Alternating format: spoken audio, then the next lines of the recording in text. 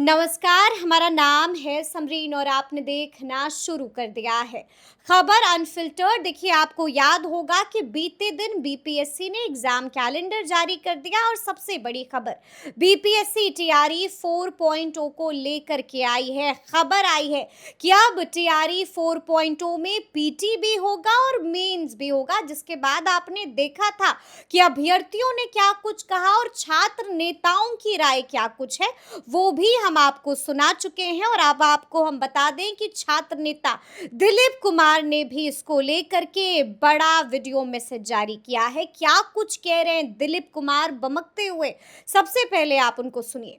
नमस्कार दोस्तों, मैं दिलीप कुमार। दोस्तों, आप सभी को स्वतंत्रता दिवस की ढेर सारी शुभकामनाएं, हार्दिक बधाई। इस स्वतंत्रता दिवस के अवसर पर हम लोग कम से कम इतना संकल्प जरूर लें कि अन्याय, अत्याचार के खिलाफ, भ्रष्टाचार के खिलाफ, तानाशाही के खिलाफ हम लोग संघर्ष करेंगे। और सबसे बड़ा अन्याय तो आज छात्र युवाओं के साथ हो रहा है। आप देख रहे हैं टीआरई 4 का विज्ञापन पिछले 2 साल से अटका हुआ है और बार बार शिक्षा विभाग, शिक्षा मंत्री जी, बीपीएससी के द्वारा बार बार आश्वासन दिया जाता है, बार बार डेट दिया जाता है और अभी तक विज्ञापन नहीं आया। 24 अगस्त 2024 को ही टीआरई 4 की परीक्षा होनी थी बीपीएससी के कैलेंडर के अनुसार, लेकिन विज्ञापन अभी तक आया ही नहीं। अभी कल जो टीआरई 4 को लेकर कैलेंडर में जिक्र किया गया है, पीटी और मेंस की बात कही गई है, लेकिन विज्ञापन कब आएगा उसकी तारीख नहीं बताई गई है। तो ये कैसा कैलेंडर है भाई? जब आप तारीख ही नहीं बता रहे कि विज्ञापन कब आएगा तो कैलेंडर किस चीज़ का हुआ?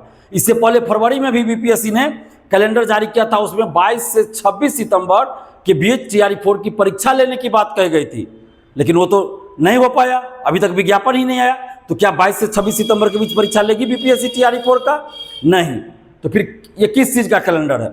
जब जब हम लोग कोई बड़ा आंदोलन का आह्वान करते हैं तब तब कुछ ना कुछ सरकार, शिक्षा मंत्री या शिक्षा विभाग या बीपीएससी के द्वारा इस तरह का पिटारा खोला जाता है, झूठ का पिटारा, ताकि अभ्यर्थी गुमराह हो जाए और आंदोलन न करे, आंदोलन में ना जाए। इसलिए ऐसा किया जाता है।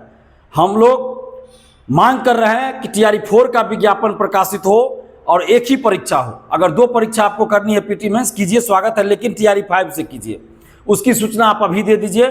पीटी का क्या सिलेबस होगा, मेंस का क्या सिलेबस होगा, वो भी बता दीजिए, ताकि उस अनुसार अभ्यर्थी तैयारी करेंगे जो टीआरई 5 के अभ्यर्थी होंगे। और टीआरई 4 में चूंकि 2 साल की देरी हो चुकी है, इसलिए टीआरई 4 में सिर्फ एक परीक्षा कराई। हम लोग बस यही मांग कर रहे हैं। और सबसे ज़्यादा जरूरी क्या है कि पहले विज्ञापन जारी कीजिए। विज्ञापन ही जारी नहीं हो रहा है और उलूल जुलूल बातें की जा रही है 2 वर्षों से। तो टीआरई 4 का विज्ञापन जारी जल्द होना चाहिए। अब बहुत देरी हो चुकी है। शिक्षा मंत्री द्वारा बार बार क्या कहा गया, जुलाई में हर हाल में विज्ञापन आएगा, जुलाई में हर हाल में विज्ञापन आएगा, लेकिन विज्ञापन नहीं आया। तो शिक्षा मंत्री जी, या तो आप टीआरई 4 का विज्ञापन दीजिए, नहीं तो आप इस्तीफा दे दीजिए। जब आप विज्ञापन नहीं दे सकते तो इस्तीफा दे दीजिए। जब आप अपनी योग्यता ही साबित नहीं कर पा रहे हैं तो फिर किस बात का आप शिक्षा मंत्री, किस बात के शिक्षा मंत्री हैं आप? जब आप काम ही नहीं कर रहे हैं तो इस्तीफा दे दीजिए। हम लोग 18 अगस्त मंगलवार से गर्दनीबाग धरना स्थल पटना में महाआंदोलन शुरू कर रहे हैं, अनशन शुरू कर रहे हैं।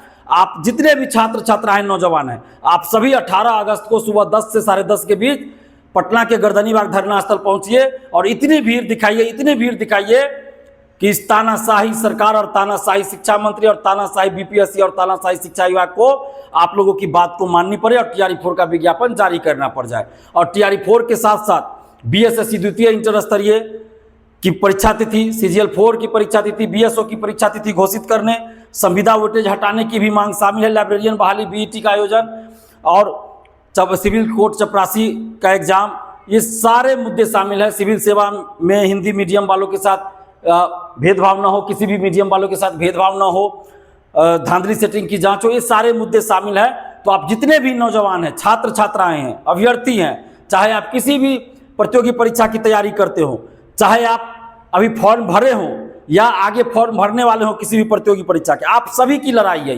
ये आपके हक और अधिकारी की लड़ाई है, आपके भविष्य की लड़ाई है, आपके रोजगार नौकरी की लड़ाई है। इसलिए आप घर मत बैठे रहिए और 18 अगस्त मंगलवार को सुबह 10 से 10:30 के बीच पटना के गर्दनीबाग धरना स्थल आप लोग जरूर पहुंचिए और इस महाआंदोलन में आप लोग साथ दीजिए, क्योंकि मैं आप लोगों के लिए अनशन पे बैठूंगा। आप लोग को खाना है, पानी पीना है, सब कुछ, कोई दिक्कत नहीं है। मैं भूखा रहकर आपके लिए बैठूंगा अनशन पर, लेकिन आप लोगों को आना है, भीड़ दिखानी है। तो और महिला अभ्यर्थियों से भी हम आग्रह करते हैं कि आप लोग भी जरूर आइए। पहले जितना आंदोलन हुआ उसमें महिला अभ्यर्थियों की भीड़ रही है, अच्छी खासी रही है। तो 18 अगस्त से जो शुरू हो रहा आंदोलन, तो 18 अगस्त को भी महिला अभ्यर्थियों की भीड़ रहनी चाहिए। और साथ में आप लोगों के पास एक और मौका है कि सड़क से लेकर हम लोग सदन तक लड़ाई लड़े, सड़क पे भी लड़े और सदन में भी लड़े। तो इसके लिए एक मौका है कि एमएलसी चुनाव होने वाला है, स्नातक निर्वाचन क्षेत्र से एमएलसी चुनाव होने वाला है। अगर आप लोग कहेंगे, आप लोग तैयार होंगे, तो हम आपके लिए चुनाव लड़ सकते हैं, ताकि सड़क पे जो लड़ाई हम लोग लड़ रहे हैं तो सड़क पे तो लड़ते ही रहेंगे, सदन में भी आपके मुद्दे को उठाना, जहां जरूरी होगा सदन में भी मुद्दे को उठाया जाएगा। तो उसके लिए जरूरी है कि आपके बीच से कोई जीत कर जाए। तो एमएलसी चुनाव होने वाला, स्नातक निर्वाचन क्षेत्र से एमएलसी का चुनाव अक्टूबर लास्ट में होने वाला है, और उसके लिए अभी वोटर बनने की प्रक्रिया चल रही है। तो आप दरभंगा स्नातक निर्वाचन क्षेत्र से, अगर आप कहिएगा तो दरभंगा स्नातक निर्वाचन क्षेत्र से हम चुनाव लड़ सकते हैं, लेकिन इसमें सबसे ज़्यादा जरूरी है कि आप लोग वोट देंगे तब। और वोट कब देंगे? जब आप वोटर बनेंगे। तो वोटर बनने के लिए दरभंगा स्नातक निर्वाचन क्षेत्र से जो भी हैं, तो दरभंगा स्नातक निर्वाचन क्षेत्र में 4 जिले आते हैं, दरभंगा, मधुबनी, समस्तीपुर और बेगूसराय, ये 4 जिले आते हैं। इन 4 जिलों में से अगर आप किसी भी जिला के निवासी हैं, इन 4 जिलों में से किसी भी जिला के आप अगर निवासी हैं, या इन 4 जिलों में से किसी भी जिला में आप अगर जॉब करते हैं, सरकारी नौकरी करते हैं, भले ही आपका घर दूसरे जिला में हो, लेकिन इन 4 जिलों में से किसी भी जिला में अगर नौकरी करते हैं और 2 नवंबर 2022 से पहले ग्रेजुएशन पास है, तो आप वोटर बन सकते हैं। इसके लिए आप अपने अपने जिस जिला के आप निवासी हैं, या जिस जिला में, इन 4 जिलों में से जिस जिला में आप जॉब कर रहे हैं, तो उस जिला के डीएम ऑफिस के बगल में निर्वाचन कार्यालय रहता है, उस निर्वाचन कार्यालय में जाके प्रपत्र 18 वाला फॉर्म भर दीजिएगा।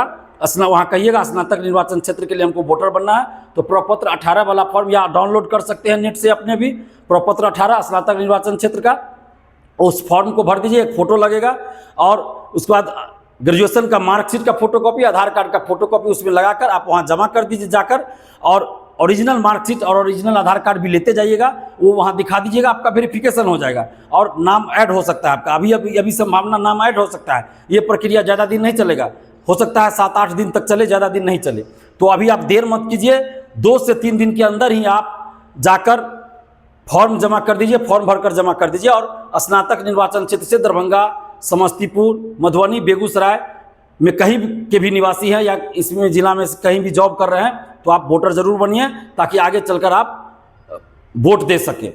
तो वोटर जब तक नहीं बनिएगा आप वोट नहीं दे पाइएगा, और जब वोट नहीं दे पाइएगा तो फिर आपके लिए कोई लड़ने वाला सदन में नहीं पहुंच पाएगा। तो ये आपकी जिम्मेवारी है, तो वोटर जरूर बनिए। और 18 अगस्त को सुबह 10 से 10:30 के बीच गर्दनीबाग धरना स्थल सभी लोग आइए और अपने हक और अधिकार की लड़ाई की आवाज़ को बुलंद कीजिए। धन्यवाद, जय हिंद। तो सुना आपने कि छात्र नेता दिलीप कुमार ने बड़ा ऐलान कर दिया है, साफ साफ कह दिया है कि 18 तारीख से पटना के गर्दनी बाग में हम लोग बैठने जा रहे हैं। क्या कुछ कह रहे थे दिलीप कुमार, हमने आपको सुनाया है, तो देखना होगा कि अब आगे आगे इस मसले का हल कैसे निकलता है। तो फिर ये पूरी वीडियो, पूरी जानकारी आपको कैसी लगी है, कमेंट करके हमें जरूर बताइएगा। तो ऐसे तमाम अपडेट्स के लिए बिल्कुल ऐसे ही हमारे साथ बने रहिएगा और देखते रहिएगा खबर अनफिल्टर्ड। यदि अब तक आपने हमारे चैनल को सब्सक्राइब नहीं किया है तो फिर झटपट कर लीजिएगा, और फेसबुक पर भी हमें फॉलो करना हरगिज नहीं भूलिएगा। बहुत शुक्रिया आपका।